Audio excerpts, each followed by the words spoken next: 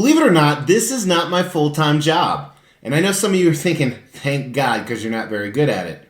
But having a YouTube channel is actually a very difficult thing depending on what your goals are. Now, many of you know I'm actually an entrepreneur, and I've been very blessed as most of the businesses I manure in, sounds like manure, I'm actually pretty successful. And you always hear some of the hardest businesses to start are like restaurants, and of course this is all pre-pandemic. Believe it or not, only 1 in 10 restaurants make it. So 10%. But a crazier fact, only 3% of YouTube channels actually make it. I'm letting that sink in.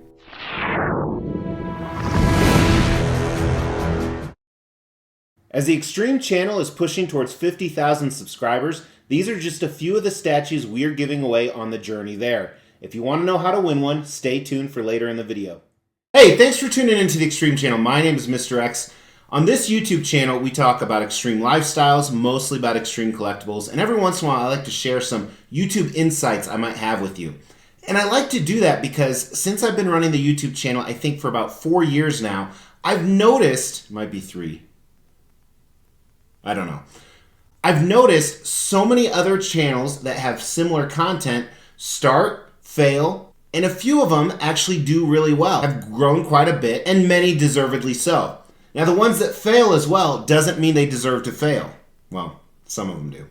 But why do YouTube channels fail? Well, the answer to that's pretty simple. It's the producer or the YouTuber or whatever you want to call them give up. And I can relate to that. I've wanted to give up so many times. I'm close to some other really big YouTube channels who have said the same thing to me. And I've seen many YouTube channels that were big, that have 50, 100,000, even 1 million subscribers that are no longer active. So it got me thinking, why do YouTube channels just give up and quit? Well, similar to a video I did right here about why do people stop statue collecting, some of this translated into why a YouTube channel quits. So today I want to cover the top 10 reasons a YouTube channel fails or a YouTuber quits, whatever you want to call it, because in my opinion, the only way it fails is if the YouTuber quits. Now, while I'm normally against quitting in this participation ribbon world we live in nowadays, I think some of these are really justified. So number 10 is, this is really a thankless job on so many levels. I've talked about it many times before, but really to produce a video like this one right here, it probably occupies anywhere from 1 hour to 2.5 hours of my time. Now, many times, you actually put out the video, and I've had people tell me I don't have time to watch that 9-minute video or that 13-minute video that you spent 2.5 hours to make. So it's just a thankless job. Now, don't get me wrong. One of the reasons I continue to do what I do is because of you guys. You guys do show awesome support. But if you think about it, the majority of people do not. Most YouTube channels, however many subscribers they have, less than 10% of those subscribers watch their content regularly. Number 9 is about the very, very few minority, but some toxic viewers. Some viewers who are sitting around in their mom's basement thinking that the world owes them because they missed out on the participation ribbon this week, who just decide to leave a nasty comment. Now, I think there's a difference between constructive comments. For example, hey, your video quality is not good, you should do X, Y, Z. Or hey, you don't know what you're talking about, the facts you got on that statue are wrong. To personal attacks or just overly negative people.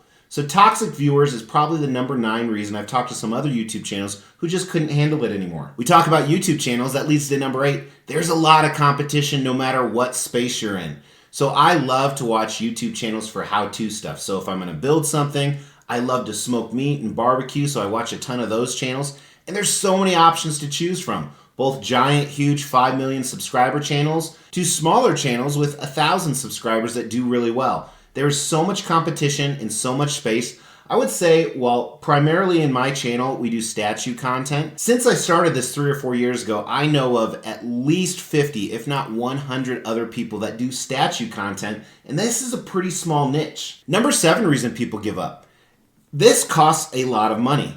You can quantify that money in a number of different ways. Sure, you do make YouTube revenue, and I've actually done this video right here on how much money some of my videos make. You can check it out. But the camera you're looking at is a $2,500 camera. I've gone through, I think, 6 different lighting systems, all about $100 each. This is my 3rd computer that I'm using to connect to this, and that cost $2,500. So it does cost an investment to keep this going. And funny enough, my normal cell phone takes a lot better picture than all this lights and cameras sometimes. Number 6 ties into that as well. It's the lack of return on investment.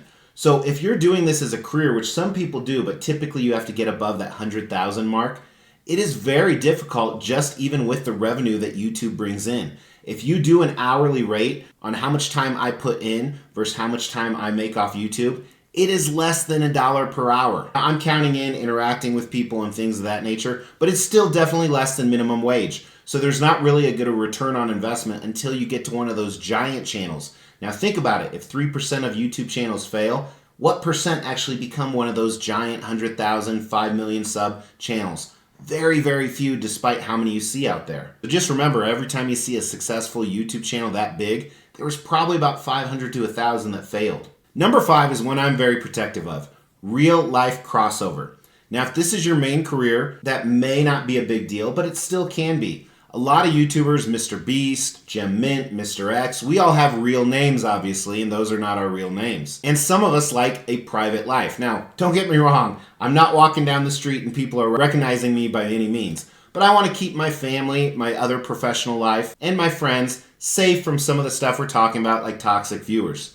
So there's this risk of real life crossover. I mean, can you imagine Mr. X sitting in a board meeting somewhere, because I do, then one of my channels with dick jokes coming up? There's a little bit of risk there. Number 4 I'm used to. Number 4 is the grind.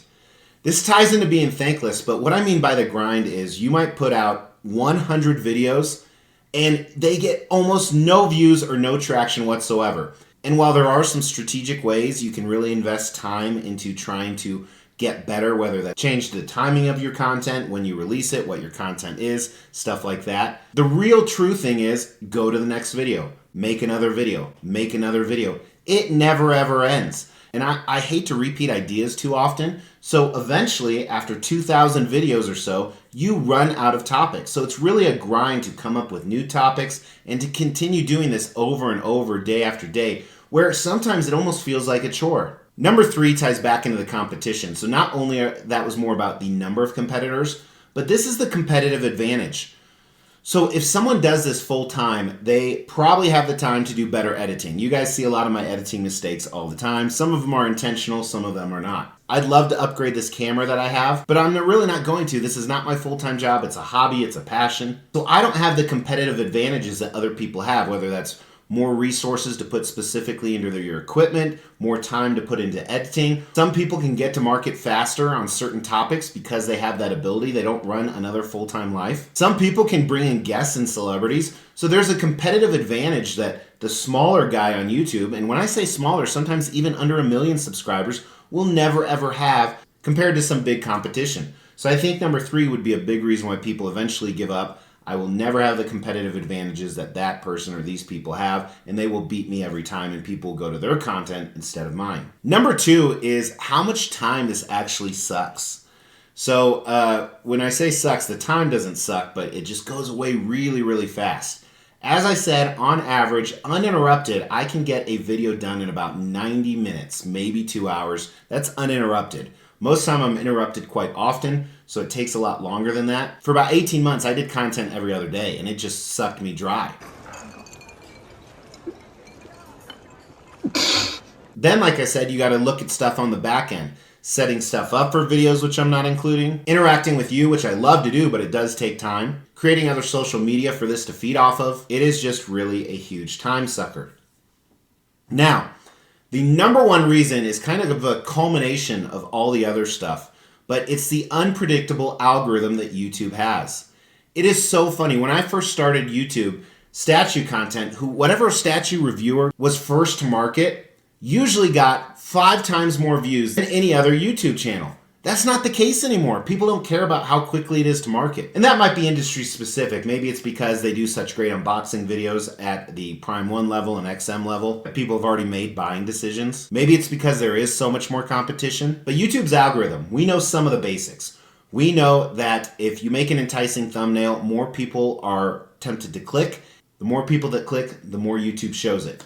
More comments there are, the more thumbs up there are, the more interactions with that video, the more likely they're going to show it to other potential people. The more they engage within the first minute. So the statistic is like crazy, like 99% of YouTube videos people veer away from in the first 10 seconds. So you want to keep someone captivated, not only for the first minute, but for the first 75% of that video, which is incredibly difficult. So you have to make the content appeal to millions of different people. And since everybody has different tastes, that's really impossible. Now, those are the things we know. But for every one thing we know about the YouTube algorithm, there are 500 things we don't know. There are some videos that should do horribly, and YouTube takes them and blows them up. And there are some videos that should do amazing, and nobody even watches it. YouTube's not showing it to anybody. So it's so frustrating. It's not like you're playing chess where if you make the right moves every single time, you will win. There is a big unknown. So that's the number one reason I think people quit. And I said this ties into the other things. You know, you talk about the grind. You talk about competitive advantages. Some of those big channels, they study these algorithms because they have the time. YouTube is their job. And they're able to figure out more than a normal YouTube channel like myself, or someone with 1,000 viewers, or someone with 100,000 viewers. But if I ever quit YouTube, it's probably going to be because of this, because I can't figure out that mysterious algorithm that's just completely unpredictable. But as you see with this content this month, I don't intend to quit anytime soon. I like talking about stuff I'm passionate about, whether that's collectibles or traveling or even doing this YouTube stuff, because I am passionate about that. So what I'd like to know, because you could win a statue with a comment, throw down in the comments, have you ever uploaded a YouTube video? Have you ever filmed yourself or something and uploaded a YouTube video? I'd like to see how many people. You can say yes, no, whatever that is, but that'd be kind of a cool poll to see. In fact, I'm going to make a poll the day this releases. So check out the Extreme channel on YouTube. Under community, there's going to be a poll. Have you ever created your own YouTube content before? It could be just one video. And let's see what percentage of people have. We will be giving all of these statues away, plus additional ones at every 5,000 subscriber milestone. To win one of these statues, all you have to do is make sure you've liked this video, you've subscribed to the channel, you've hit that bell notification, and then just drop a comment below. Every 5,000 subscriber milestone, we are going to do a random drawing and pick a random comment and give one of these statues away, plus some additional ones I'm not showing right now. The more videos you comment on, the higher your chances are to win. For now, I really appreciate you guys. Again, please hit that like button. It really helps. Leave a comment. I'll talk to you guys soon. Take care of yourself.